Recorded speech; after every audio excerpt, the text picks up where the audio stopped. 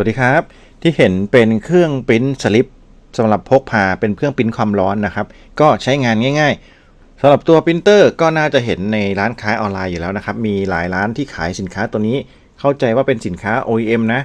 ตัวนี้เขียนว่า Portable Thermal Printer นะครับเป็นรุ่น JK 5802P นะครับสามารถใช้งานได้ทั้ง USB แล้วก็ Bluetooth สามารถที่จะชาร์จด้วยอะแดปเตอร์5 โวลต์ 1 แอมป์ได้เลย Made in China นะครับลักษณะการใช้งานด้านล่างก็จะมีแบตเตอรี่นะครับตัวนี้เป็นแบตเตอรี่ก็สำหรับเฉพาะรุ่นนะครับเป็นโมเดล 18500 7.4 โวลต์เป็นลิเธียมไอออนแบตเตอรี่นะครับเขาบอกว่าแบตเตอรี่ใช้งานได้ประมาณ 4-5 ชั่วโมงขึ้นอยู่กับปริมาณการปริ้นและความต่อเนื่องนะครับด้านหน้าก็ประมาณนี้ตรงนี้จะเป็นที่ใส่สลิปนะครับจะต้องเป็นกระดาษปริ้นความร้อนนะก็จะออกมาแบบนี้สำหรับงานทั่วไปงานซื้อขายที่ต้องปริ้นสลิปนะครับผมยังไม่ได้ลองกับสลิปที่เป็นลักษณะของสติกเกอร์นะแต่คิดว่าน่าจะปริ้นได้เหมือนกันส่วนตัวผมคิดว่าเครื่องปริ้นตัวนี้ก็น่าจะเหมาะกับแผ่นที่เป็นกระดาษความร้อนสำหรับปริ้นสลิปแล้วแจกให้ลูกค้าอะไรประมาณนี้ครับฉีกให้ลูกค้าเลยว่ามีการซื้อขายจริงได้ใบเสร็จไปนะครับลักษณะการใช้งานใส่ตัวนี้เข้าไปเลยครับก็เข้าไปแบบนี้นะครับแล้วก็ออกมาทั่วๆไปครับการใช้งานจะเป็นพื้นฐานอยู่แล้วนะครับใส่กระดาษม้วนแล้วก็ออกมานิดนึงประมาณนี้โดยที่ตรงนี้ก็คือหัวความร้อนนะครับสังเกตอยู่ด้านในนะตรงหัวความร้อนเนี่ยเขาจะขึ้นมาเป็นตัวหนังสือปริ้นออกมาที่กระดาษพอใส่กระดาษเข้าไปแล้วก็กดครับกดเข้าไปแค่นี้ถือว่าเสร็จแล้วนะครับหลังจากนั้นก็เปิดใช้งานการเปิดใช้งานก็กดปุ่มนี้กดค้างนะครับถ้าเกิดท่านใดที่ซื้อมาแล้วเปิดไม่ติดเป็นไปได้ว่าแบตเตอรี่จะหมดนะครับอาจจะผลิตมานานแล้วแบตเตอรี่ไม่พอเปิดนะครับถ้าเปิดได้จะเป็นสีเขียวติดค้างตัวนี้เป็นปุ่มฟีดครับกดค้างจะฟีดนะครับมีเสียงเนี่ยกระดาษจะออกมาฟีดย้อนกลับไม่ได้ฟีดออกได้อย่างเดียวนะครับฟังก์ชันจะเป็นเบสิกแบบนี้คุณก็สามารถที่จะเปิดมือถือขึ้นมาแล้วเจอ MPT2 ตัวนี้นะครับเป็นปรินเตอร์สำหรับปรินเตอร์เทอร์มอลตัวนี้ในการเชื่อมต่อปกติก็จะต้องเชื่อมโดยใส่รหัสค่าเริ่มต้นเป็น04ตัวนะครับในคู่มือฉบับนี้จะบอกรหัสในการเชื่อมต่อก็คือเป็น04ตัวเช่นเดียวกันกับตรงนี้นะครับให้ใส่04ตัวโอเคแล้วก็ตกลงครับกำลังจับคู่นะครับโอเคเรียบร้อยแล้วครับตอนนี้ก็บันทึกแล้วเชื่อมต่อแล้วนะครับตามนี้นะตัวนี้โอเคกลับมาที่แอปจะเป็นแอปไหนก็ได้นะครับเป็นแอปที่เอาไว้ปริ้นนะครับจะเป็นแอปนี้ก็ได้แอปเทอร์เมอร์นะครับพอเขาโหลดมาก็จะผมจะลองปริ้นนะครับโอเคตัวนี้ยังนะไม่อัปเกรดนะครับผมใช้แค่เบสิกก็จะลองเทสให้ชมเท่านั้นอนุญาตครับเป็นภาษาอังกฤษมีภาษาไทยด้วยโอเคเนี่ยครับเป็นภาษาไทยนะครับแล้วสามารถปริ้นโดย PDF ก็ได้ภาพก็ได้หรือใบเสร็จรับเงินอื่นๆเป็นข้อความก็ได้ผมปริ้นจากภาพนะครับจากแกลเลอรี่ที่เคยเซฟเอาไว้เป็นสลิปคุณจะเซฟออกมาจากแอปอื่นก็ได้นะครับผมจะเลือกตัวนี้พอมาแบบนี้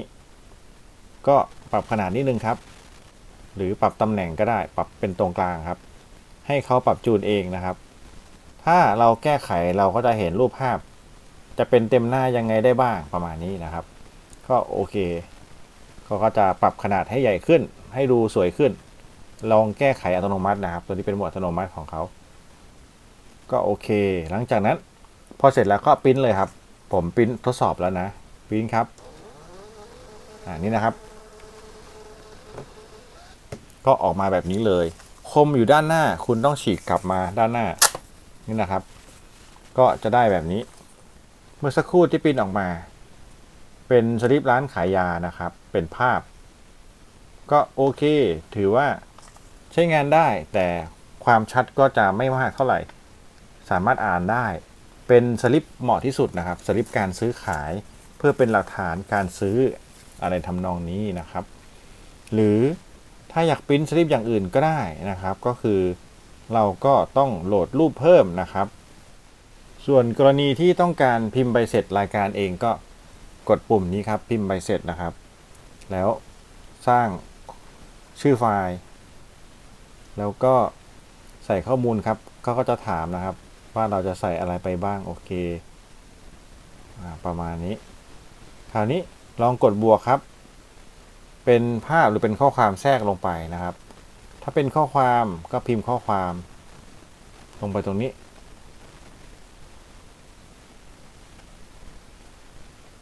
โอเค1ข้อความครับข้อความอีกครับตรงกลางบ้างนะครับ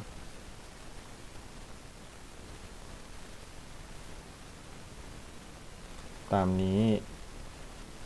แล้วก็ลองใส่รูปภาพครับ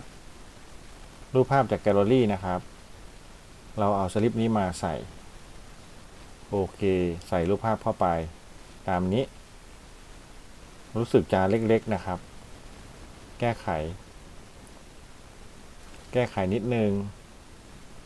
โอเคปรับขนาดให้เขาปรับออโต้ครับแล้วก็เอาเข้าไปแทรกนะครับเดี๋ยวลองดูนะได้ประมาณนี้ปริ้นเลยครับ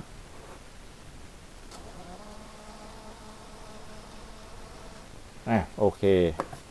เขาก็จะปริ้นสลิปออกมานะครับตัวนี้เป็นข้อความหนึ่งเล็กน้อย2ข้อความด้านบนแล้วก็เป็นสลิปถัดมาก็ถือว่าโอเคครับใช้งานได้ตามวัตถุประสงค์นะครับเขาปรับขนาดให้ออโต้รายละเอียดก็โอเคนะครับส่วนการปริ้นผ่านคอมพิวเตอร์ก็ได้ครับสามารถที่จะเสียบ USB-C เข้าทางปรินเตอร์นะครับแล้วก็เอาสายผ่าน USB-A มาเสียบเข้ากับคอมพิวเตอร์แบบนี้หรือพอเรากดออโต้สแกนตรงนี้เขาก็จะขึ้นเป็นปรินเตอร์ที่เจอนะครับจะเป็น MPT-2 ตัวนี้แล้วก็ add device เลยกด add ไปเลยครับดูว่า Windows จะเจอไดเวอร์หรือเปล่านะครับเราก็กดเชื่อมต่อปกติด้วยรหัส0 4ตัวนะครับแล้วก็ next โอเค install driver อยู่นะครับดูเหมือนจะดาวน์โหลด driver จากอินเทอร์เน็ตเลยนะตัว Windows เราจัดการให้นะครับปรากฏว่าไม่มี driver ให้ใช้ผมรีเฟรชอีกทีนึงนะครับเราสามารถสแกนแล้วก็เพิ่มได้พอลองเพิ่มตัวนี้อย่างที่เห็นด้านล่างตรงนี้นะครับก็จะไม่มี driver is unavailable ผมลองค้นใน Google แล้วนะไม่มีให้ดาวน์โหลดนะครับไม่แน่ใจว่าจะต้องหา driver จากไหนทั้งที่ถ้ามี driver ก็สามารถใช้งานกับคอมพิวเตอร์ได้แล้วมีสาย USB มาให้นะครับอย่างที่เห็นปริ้นสลิปความร้อนตัวนี้ก็เป็นตัวหนึ่งที่เห็นมียอดสั่งซื้อกันเยอะพอสมควรนะครับเป็นสินค้า OEM ไม่มีตีตาแบรนด์นะครับเข้าใจว่าก็น่าจะใช้งานได้เหมือนกันแต่ต้องลองดูประกันนะครับว่าประกันมากน้อยแค่ไหนผมลองทดสอบให้แล้วก็สามารถใช้งานได้ตอนแรกก็จะงงๆหน่อยนะครับพอทดสอบไปทดสอบมาก็สามารถใช้งานได้เราต้องปรับขนาดออโต้ก่อนเพื่อให้เขาเต็มใบแบบนี้เต็มความกว้างแล้วก็ปริ้นออกมาก็จะได้สลิปพร้อมใช้นะครับคุณสามารถพกพาไปไหนมาไหนได้มีแบตเตอรี่ใช้งานได้ 4-5 ชั่วโมงนะครับก็ดูดีนะถ้าเกิดว่าไม่ได้ซีเรียสเรื่องการที่จะต้องไปปริ้นสติกเกอร์หรือไปปริ้นกระดาษความร้อนที่มันสวยๆนะครับตัวนี้ลองสังเกตดูก็คุณภาพสลิปทั่วไปที่เราซื้อขายกันตามห้างตามช็อปนะครับสามารถที่จะปริ้นออกมาเป็นแบบนี้ได้แต่ก็ขึ้นอยู่กับเครื่องคอมพิวเตอร์ของคุณนะเครื่องโพสอะไรพวกนี้ว่าสามารถสั่งปริ้นได้ขนาดไหนจำเป็นต้องละเอียดไหมหรือปริ้นแค่รายการพวกนี้ถ้าปริ้นแค่พวกนี้เนี่ยถือว่าโอเคใช้งานได้นะครับก็เอามาเท่านี้ท่านใดต้องการสินค้าตัวนี้ราคา466 บาทนะครับตามร้านค้าออนไลน์ผมจะใส่ลิงก์ให้ใต้คลิปสำหรับท่านใดที่ต้องการปริ้นสลิปตัวนี้ราคาอยู่ที่466 บาทนะครับ